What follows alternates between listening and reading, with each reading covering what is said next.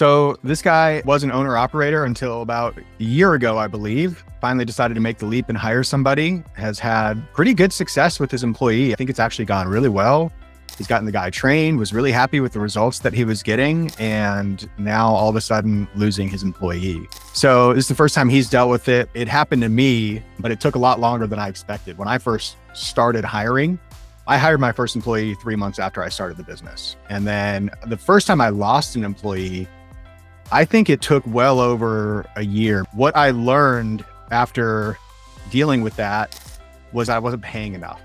This revealed an issue in my business that I didn't know was there.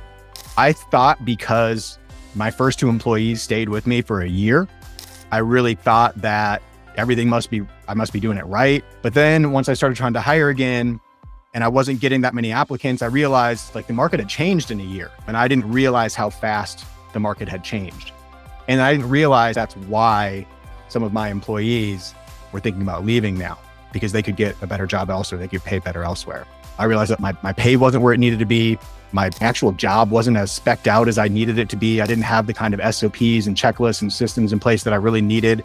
I was winging it with these first 2 guys and figuring it out. And that's what's going to happen for a lot of people. They're going to hire their first employee or their first couple employees, and you're going to feel like you're winging it. And that's okay. It's okay, because you're going to be building the plane while you're flying it. Nobody expects you to have everything built out in advance. You're an entrepreneur, right? We're not putting together a Lego set here.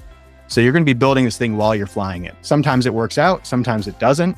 You just got to keep iterating, keep hiring, keep trying out new people, and keep improving your own systems as you do it. What I would recommend to this guy who just lost his employee is go ahead and get out there right away and post the job immediately. The number of days that you wait, that's how long you're delaying getting somebody else in that position and moving your business forward. Some people, they'll look at the calendar right now and they'll say, it's December. I don't want to hire right now. That's a personal decision. I usually hired and kept employees all through the winter without any concern. So if I were in this guy's shoes, I would just go ahead and hire now. If he doesn't do it now, in spring, he's going to feel like he's in a rush to get it done. And it's going to feel like really chaotic to try to hire and train with the spring rush hitting you all at once. If it's slow season right now, it's going to cost you some money. This is going to come out of your pocket, but you have the time now to train them. As the entrepreneur, as the business owner, that's a great use of your time. That's a high leverage activity. Training your employees will make you more money than going out and cleaning carpets. That's how you got to start looking at it as a business operator here is you lose an employee, you take a hit, and you got to just get right back in there and figure it out. So that would be my advice to him. Just get right back at it immediately.